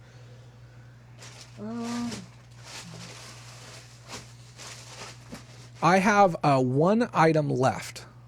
It's a set of items, and it's going to be weird for those of you who are jumping in right now to see this, but I'm going to try and show it the best way that I can, but I'm going to be a little bit restricted on it. So I'm going to show the edge of this item, or this set of items, because I can't show this on air, because my channel will get flagged, and I'll get some trouble for it. So what we have here, and some of you and you freaks out there might recognize this third one. We have a stack of adult-oriented DVD games for the PC, and some of these go as low as $40 or $50, and some of these go as high as $150 plus. Okay, and yes, adult anime type video games, and they're far more graphic on the reverse side as far as what type of games these are, but these are exceptionally hard to come by. My entire life reselling, I have never seen these once. And I talk about things just kind of happening for like good reason. everything kind of having a reason to happen. And the reason I got these is because Susan was hungry. That's the whole reason I was able to get these items. Because originally, me and Susan, we were spending time together, and I told her, let's drop off the packages, and then I have a bin of stuff to donate that we got from the estate sale that we finished going through the other day.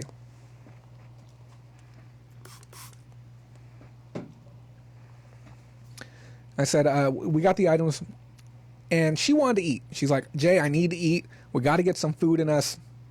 So rather than going to the thrift store first, we ended up going downtown, eating downtown, and then when we went a little bit up the street, I ended up taking the donatable goods to a different thrift store. And the items weren't the best. And I even told Susan this too. I'm like, I'm just going to walk them straight to the back, just get them out of my hand.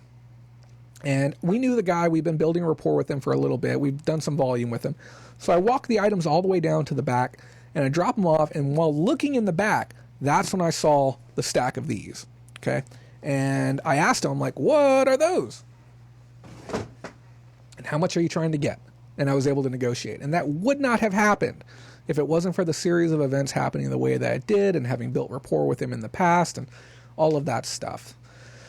So open yourselves up to those types of opportunities when they come your direction. Guys, it is time. Okay.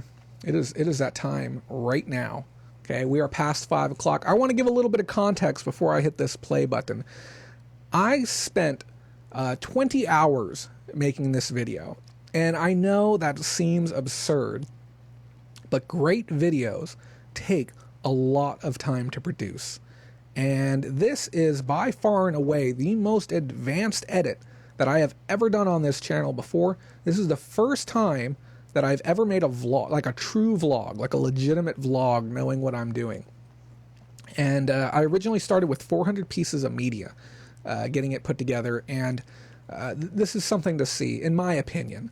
And this is going to encompass my 4-day experience at eBay Open, and I really hope it inspires some of you to consider going next year, because it was an absolute blast. It was an absolute great time. So without further ado, guys, the volume might be a little higher than it is right now, so just be mindful of that. I hope you enjoy it. I'm going to be here through the playthrough, so if you have any questions, comments, or anything, leave them up above. And just so you guys know, this is an exclusive premiere for this channel right now. The final release will be coming out this week. We are waiting on some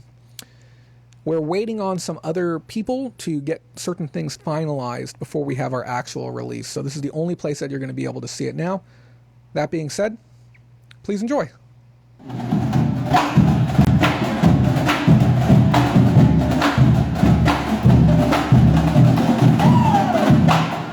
it the best thing you've ever eaten? Thank you, Sean.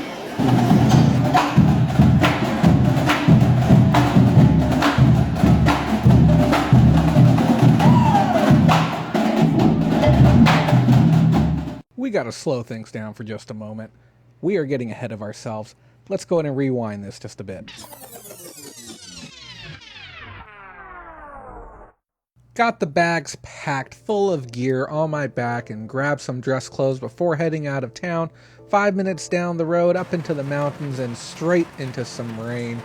Guys, I know why you're here. You want to know about my eBay Open 2019 experience, and I'm just going to start off by saying it was fantastic. But this entire experience wouldn't be possible if it wasn't for the amazing people who donated during my show and those who supported me on Patreon. I'll have some more information about that later, but I just wanted to show a few snippets of the beautiful trip through Death Valley on my way to Vegas. It was about 4.5 hours, give or take, to get myself there, and I saw quite a few things that, well, frankly, I've never seen before. This was my first time doing this journey, and I want to thank you in advance for taking the time to watch this video, subscribe to the channel, and be a part of what I can only describe as a very, very unique experience. So there's absolutely no better time to start filming my journey than right now. This has been an absolute nightmare. I raced here to try and get to the check-in as quickly as possible. They had a early check-in set for Tuesday today here at eBay Open, and I hustled. I was doing 80, 90 miles an hour just to make it. And after I get here, I learn that they decided to go ahead and stop that early registration at 11:30, which means I walked quite a distance, and on top of that, I went to go check in. My room isn't ready. The room that I paid extra money for the early check-in on still isn't ready right now, which means I am standing around with a 40-pound bag on my back because I cannot abandon this bag. It has all of the high-end gear that we're going to be doing our productions with, and I can't check in. I can't really sit down much of anywhere. I can't get my eBay registration done. I can't do anything. I've just got to wait, and I'll probably go do some gambling with some free play.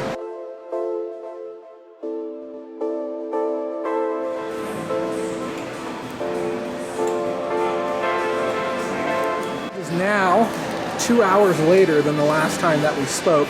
And feel free to check this out, this massive registration line for people to be able to get in. It makes zero sense to me still why I am unable to get into my room. It's roughly 1:40, and the absolute latest check-in time they can give me will be 3 o'clock, even though I paid extra to be here at 11. So we're going to kind of have to wait it out, see exactly what happens, but I'll keep you guys posted. Hopefully I can get in there and start getting set up, but I'll be honest with you, the way things are looking, it could be hours, but at least I can say I'm up $100 while I've been here, so that's something.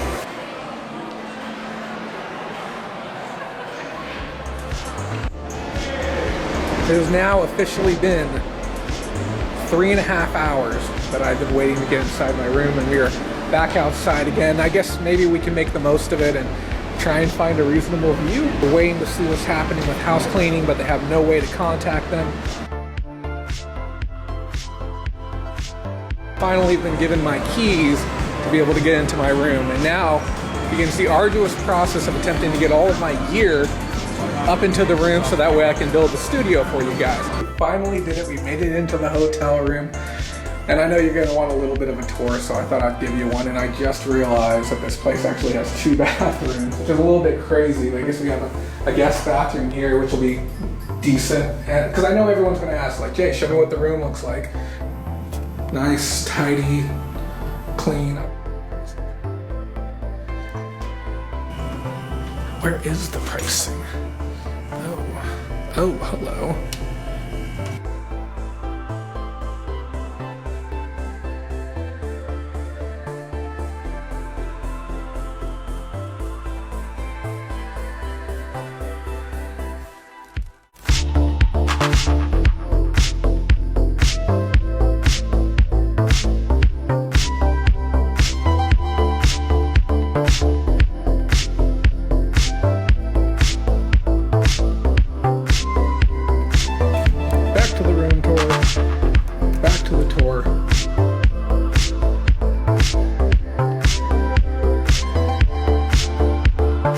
Bed, another window, another TV.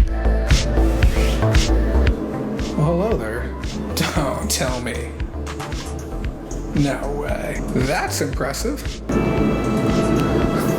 Set against Yosemite's breathtaking granite backdrop are hundreds of...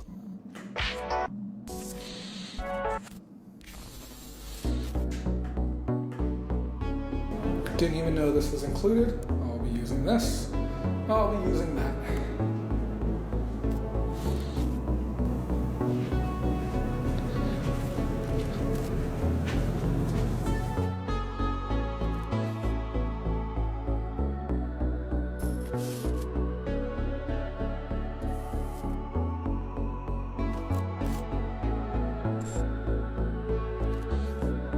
Few things that you should know if you're attending eBay Open. 1, dress the part. 2, be prepared to do quite a lot of walking. The distance from my hotel room to the floor of eBay Open was easily 3/4 of a mile, and every single time I made the trek, it hurt more than the last. On top of that, don't bring gear with you. I had an entire camera bag, and I was turned away by this horde of security that's protecting Mr. Wenig himself on the other side. Make sure you have clearance to bring gear or they will not let you in. After taking a long escalator ride up to the top, it was our opportunity to see what all the kerfuffle was about for eBay Open 2019. And I'm going to let you know right now, you will not be disappointed. We got to see the swag store, we got to get registered up for the event, and honestly, the presence there was fantastic. Everyone was exceptionally nice, but don't lose your badge, or you're going to be paying $275 for another one. On top of that, I felt it absolutely imperative to crack a cold one for this gentleman who spent hours on end cleaning confetti up on the ground, even though there was more people running by and throwing it all over the place. So shout out to the man in green. I don't know why it didn't dawn on me that the main floor was going to be absolutely amazing. As soon as you walk in, the left side is completely filled up with sponsors. The right side, you had panels and discussions and different people, eBay employees, everything that you could ever imagine. I want to give a quick shout out to Cardi over at Street Pricer. Really opened my eyes up to some cool stuff that we'll be talking about probably over the next couple of weeks, but everyone there was absolutely fantastic. Well, here we are, guys. It's the end of day one eBay Open, and it was good. I mean, was it the best? No. We're running very late. We weren't allowed to bring any gear, which I'll probably talk about before this, but here we are. Very interesting event, to say the least. I've gone back and forth multiple times between whether or not I should be here, or this is perfect that I am here. And I guess I'm wrapping up the night looking forward to tomorrow. But with that being said, this isn't a podcast set, so I'm going to start working on this right now. Let's make a studio. It's late, but it has to get done.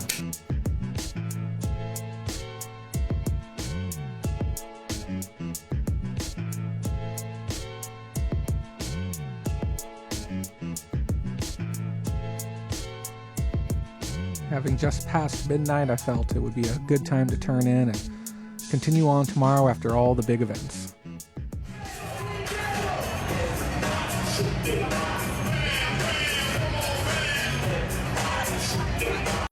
All right, sellers, give your biggest eBay welcome to Devin Wedding.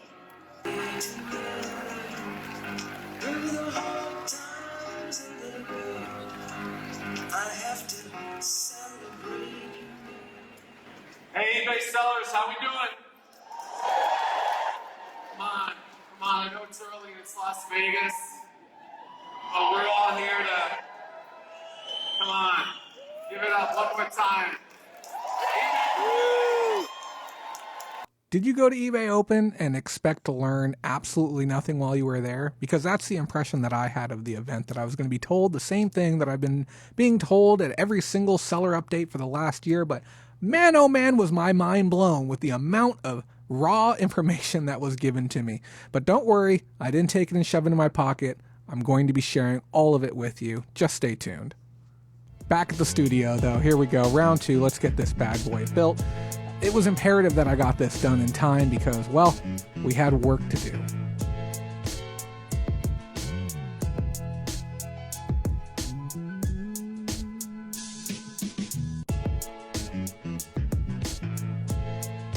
Back and forth from feeling like I had no reason to be here to feeling like today I had every reason in the world to be here, and the news that was provided to me is some of the most exciting news that I've heard about eBay in a very, very long time. What's up, guys? I am exhausted. It's the middle of day two. I just finished a live stream breaking down 3.5 hours worth of discussion into roughly 50 minutes, maybe 55 minutes. Taking a midday breather before trying to get back out there for the festives, but I thought I would say hello from the bench at the end of my room. Just random S-band. 10% of his sales. No, B-roll, don't mind me. Yeah. I really do wish I had gotten more footage of that S-band meeting. It happened all so quickly. It was just networking and talking with other people about laws and things that affect sellers here domestically, and making sure that we're all on the same page to be able to protect seller rights. If you aren't part of the S-band team and you want to be an advocate and you want to get on Capitol Hill and say what you need to say to try and combat some of the legislation that's coming our way, I strongly recommend you reach out to the team and become a part of the organization. They are the best. And I included the picture of the water right there because they provided me with a $16 bottle of water on my way out the door. So thank you, eBay, for that. I do appreciate it. With the studio built, it was time. It was time to have our first guest on air with me. Genie Shine Award winner, 3rd place. Check it out. Evening, starting to my right with Jeannie, a Shine Award winner, going for that big prize. Who did you bring with you this evening?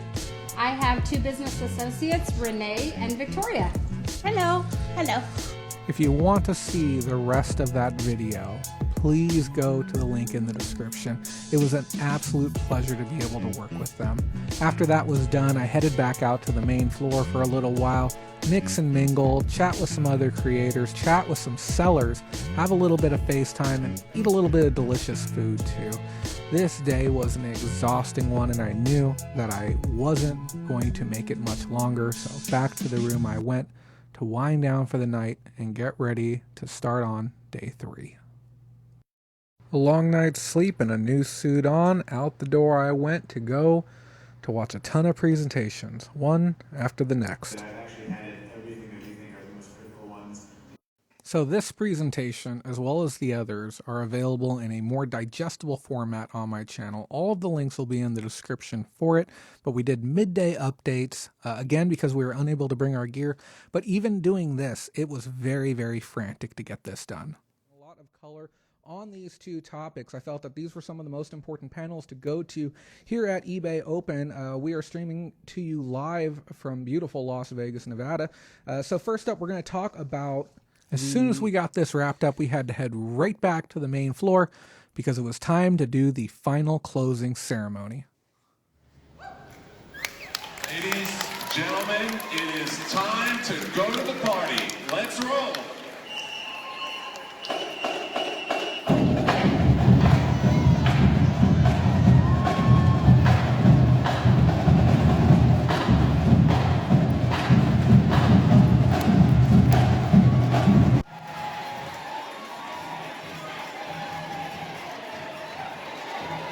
The energy in the air was electric as you walked down this path, being applauded by eBay employees left and right, the sound of the drums beating in the air, but I didn't have much time. Off to the elevator I was to go to meet up with the one and only Riken Profits. Some of the top myths that we believe, or a lot of resellers believe, that aren't necessarily true. And, Jay's going to share some of these. Check out the link in the description, guys. His video is absolutely amazing, but it wasn't long in his studio before we headed over to mine and got one shot there as well. What is going on, guys? This is Jay Kraft here with the Facebook group Bolo, Rama, Pickers Lounge, and I'm coming at you live again from beautiful Las Vegas, and I had an amazing time just now with the one and only Steve Riken Profits. I'm here. Dude, it's so great to see you. How have you been? I have been doing absolutely amazing, man. Sean Herrick right now, $25 super chat. $25 bucks. We'll put it towards dinner. He said he's going to PayPal us. Oh my gosh. Sean, he said that if you pay for Hell's Kitchen this evening, what about 250? 250, 300. Probably somewhere around. It's 250 not to cheap. 300. He oh said, gosh. If you pay for Hell's Kitchen, he It said ain't he'll 500. do. He's trying to get He'll drinks. do a Prairie Grit video. What's going on, everybody? Zach Carroll, videographer for Steve Riken, taking all sorts of photos and videos on this trip. He's been killing real it. cool. Hell's Kitchen, Minneapolis is amazing. Sean, we need to know, before we end this stream, are we going to Hell's Kitchen or not? Sean said he's logging into PayPal right now. Oh, man. $10,000 a month 4 years ago. But, oh, man. We going out to dinner tonight, boys.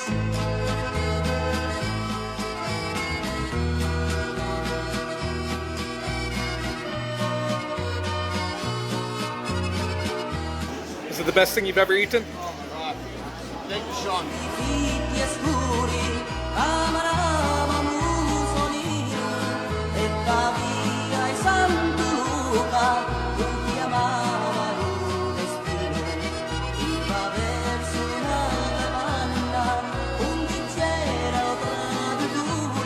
And I really have to give massive props to Sean Herrick for covering the cost of this dinner. He's the owner of Prairie Grit. I strongly recommend you go check the guy out. Check out his website. It is fantastic, and this experience is one I will never forget. With our stomachs full and nothing better to do, me and Zach hit the floor to go do a little bit of gambling. I want to give a shout out to him too. He is an absolute stand-up guy. super professional, super friendly, and I can't wait for the next chance to be able to meet up with them again. Back to the room I went. I just have to say this. If you're going to go to Vegas and you're going to go to eBay Open, negotiate your room, talk with the front of house, see if you can get some deals on an upgraded room. I was able to get this room for 3 days for $500, and normally the basic room is 3 days for $600. I spent several hours just looking out this window at this gorgeous view, relaxing before bed each night. But here we are, coming on to day 4, the final eBay Open day. It was nice and early and I was ready to get out the door, but I reached out to Rise and Grind Picker, who brought Very Thrifty Santa with him as well, and we had a huge morning buffet before jumping in the car and heading on my way home. If I had to sum up my entire experience at eBay Open into a single word, it would have to be amazing. Getting to meet so many of you out there at that event was truly something special. I'm not just talking to the other fellow content creators that I got to meet, which again was a fantastic experience, and I appreciate those who worked with me and did collabs, and being able to finally put a real face to some of the names. But the people who came up and wanted to take photos, those who just came up and said hello, the handful of you that actually said thank you for the videos that I make, it meant a lot to me. But this trip seriously wouldn't have been possible if it wasn't for all the patrons who helped fund this trip. Month in and month out, they contribute, and they get some great perks in return if you want to check it out, but none of this would be possible without them. And then a huge thank you to all those who donated as well during the show leading up to this time. So I want to thank you personally, every person who donated every single dollar along the way. This has been a great experience, and I truly do look forward to next year. And I would be doing a disservice if I didn't end this video in the same style that I always do, with something a little ridiculous. Have you ever walked inside of a McDonald's / Subway / corner store all in one? I didn't think so. Remember guys, if you don't make that money, someone else will. Have a great day, and I'll see you in 2020. Holy cow, it actually happened. I met Devin.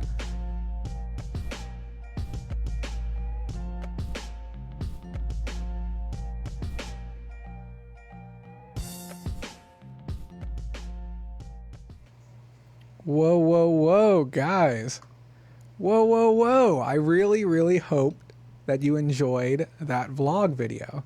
Like I said, that was an absolute ton of work, and some of the comments coming in, Meredith said this is the first video that made me sad that I missed the event. And like I said, some people just went, but I really wanted to make a full experience of it, and it was an absolute ton to juggle, because I want you guys to keep in mind, like, not only did I go do all of those things, but I had to consciously record them at the same time. So it's the work there and then the work after. All that, you guys don't need all the specifics, but I'm so happy that I was able to share that for you. This was the first time that I feel like I actually created something and actually have something that I can look back on and be really proud of. So it means a lot for me on my end to be able to share that with you. And this pretty much concludes the eBay 2019 experience. And next year, if you guys want to see something amazing just like that as well, then hopefully you'll fund my next experience if we don't have a company step in and fund it. I would like to see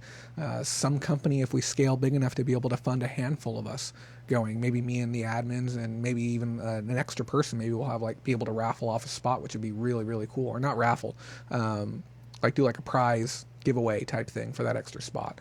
Also want to give a big shout out to Joe. I appreciate the $4.99 super chat that you kicked in during the show. It is greatly appreciated. That was sent in during the vlog. I believe he gave a thumbs up. Let me see what it is. Hello, and then the hand. So thank you, Joe. 30725. I believe that's one of the Barker boys. Video guy is what you need. You know what? Here's the thing. I don't think anyone else could have told that story the way that I did.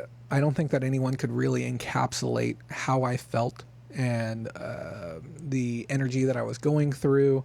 And then even, I was thinking about it too, who could have I hired to have edited that video and edited it that way? So those of you who don't know, I do 100% of my own editing. I don't outsource any of it. So that entirely was hand created by me, and it took 20 hours to do. So it was a lot of work. So, but the other part of it too is I really wanted to give everyone who did support my adventure going out there, because I know a lot of you really wanted to go, and you guys supported me in going, and I kind of wanted to be able to make this and say thank you and just give you that little gift, that little experience of what I went through, so you could live vicariously through me. So no, not edit, to set up and handle filming. It'd be great. And I even looked into the logistics of it, but just having somebody follow you for, my days were 16-hour days, sometimes more than that. So it's just not really easy to get somebody who can, film you when you're, how do you tell somebody, stand above me and film me while I'm laying down on this couch and just feeling like I want to die? You kind of can't. But thank you to all the people who are complimenting me. I really appreciate it. Last week we talked about how difficult it can be to interact with certain people who have never spent time with people who aren't selfish, people who are truly selfless, and not saying that they're selfless, but they're actually doing what they say, and they actually care about other people, and that's the reason why they do the things that they do. And this week has been an interesting week. Every week something comes up, and sometimes it's because I'm dating somebody, or sometimes it's because I made a new friend, or sometimes a friend may exit my life, or something will happen with work and a new contact will appear. But this week I really had a interesting thought, spent some time internalizing the concept of perception. And perception is very strong. I believe what did somebody say on one of Shane's videos? Sometimes certain people's perceptions are the reality. They get what they see around them. And I feel that perception is really, really powerful, because and oftentimes we have different ways of looking at situations. So sometimes when we look at things within the business world, and we look at things like managed payments, we can look at it and we can say, oh man, that's really, really horrible, which is a lot of what I have done. I said moving off the PayPal model, integrating things, changing the way that business is done historically, it's really, really bad.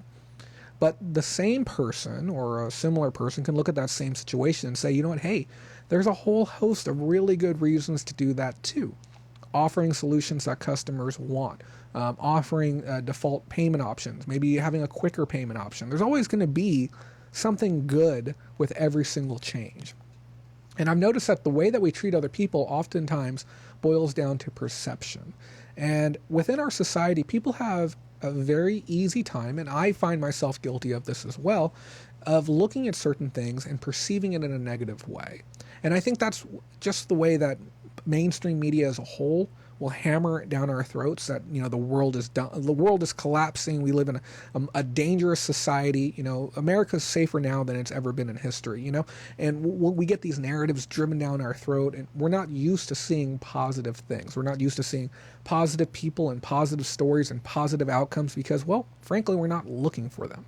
Our perception is very, very skewed, and sometimes you'll have these social interactions with people, and they respond to what you say from the negative perspective, because that's what they're used to hearing. I was talking with a woman, and the phrase came up, he's just trying to change me, which is something I'm sure you've heard before. He's trying to change me. He's trying to make me somebody that I'm not. And my response to that question is, well, are the changes good changes, or are they bad changes? And even that can be broken down further into perception too.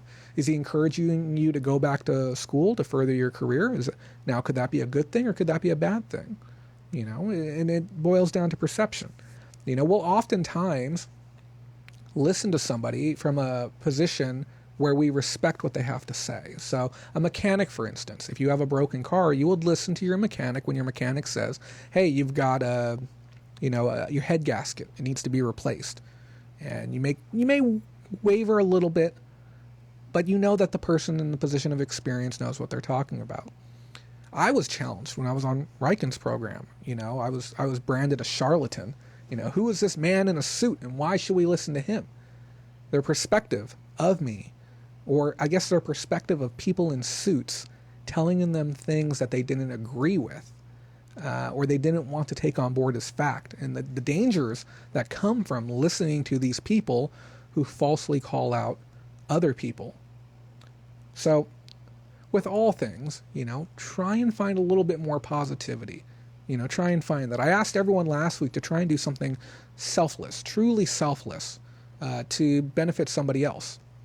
And I said it would mean a lot to me because, a very prominent YouTuber had passed, and that was what he had asked of his audience. He said, hey, do me a favor, go do something selfless.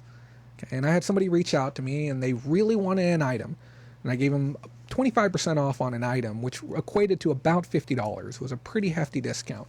And I messaged them, and I said, hey, I'm doing this because my goal this week was to do something selfless for somebody else. And I'm going to ask that you pay that forward and you do something selfless for somebody else down the line. And if that's okay with you, then go ahead and accept this offer. And they accepted the offer, and they said, yes, that is something that I will do. I will go ahead and pay it forward to somebody else. And that made me feel good. So this week, try and consider positive perception, especially when it comes to, things of love in your partner, because your partner can be your mechanic. Okay. If you trust your partner and you love your partner and you believe the things that they say to be true, because maybe they've earned that placement, maybe their history of actions have proven that, sometimes they know what they're talking about. So give them that default positive setting. When, 'cause even sometimes when you're having a bad day, it's real easy to hear those things from somebody and want to assume the worst, but try assuming the best. You might be surprised the results that you're going to get. Guys, I'm going to take one last look at these comments here. If you have any questions, feel free to leave them. We do not have an outro this week. I'm sorry here. I'll play a little bit of music before we jump out of here. Or I'll try to. Can I play music right now? Is it capable for me to play music? Oh, we got lo-fi playing really low. Which song do we have? Oh, this is a good song. Yeah. So I'm going to take a look at these comments real quick. If you guys have any questions, feel free to ask them before we go. And we can stay on air for another minute or two if you would like. And then I'm going to be winding down for the night early for the first time ever. KeyRobCo, Roger, says the hands-on creation is what makes our show special, and yours in particular. And you know what, Roger? This is our show. That is for damn certain. This is definitely not my show. This is our show, because I frankly wouldn't be here if you guys weren't here. I'm not going to talk to myself and present news for an hour and a half.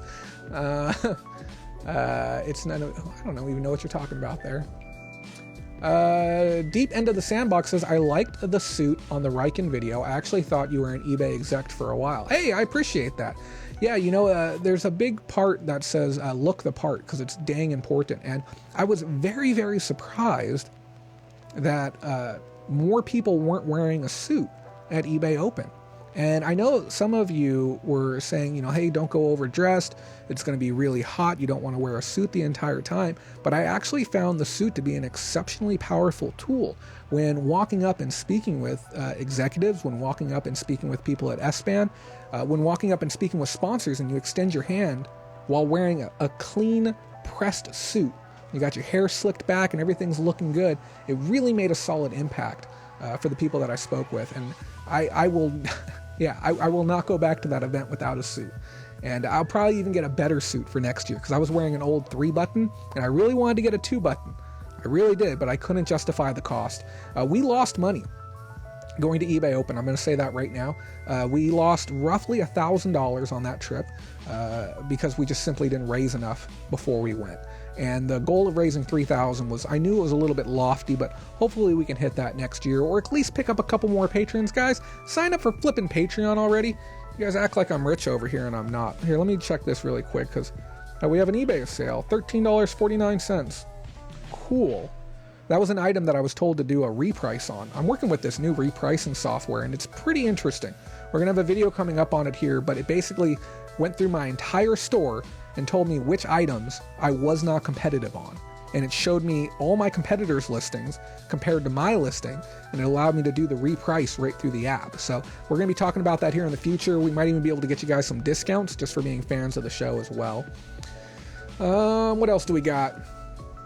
And you're very welcome for the work. And yes, dress for success. Very, very much so. Very, very much so. So guys, this has been the Sunday Reseller Roundup for... What's the date today? August 11th, right? August 11th, 2019. Thank you so much for watching. Thank you so much to everyone who helped support the eBay Open experience. If you need anything else, Don't be afraid to reach out to me. And if you don't hear from me over the next week, I died of allergies. Remember, guys, if you don't make that money, someone else will. Did we lose music already? Here, let's get some outro music going. Some real chill. There we go. That's better. So remember, guys, if you don't make that money, someone else will. I'll talk with you here very soon. Thank you for everything.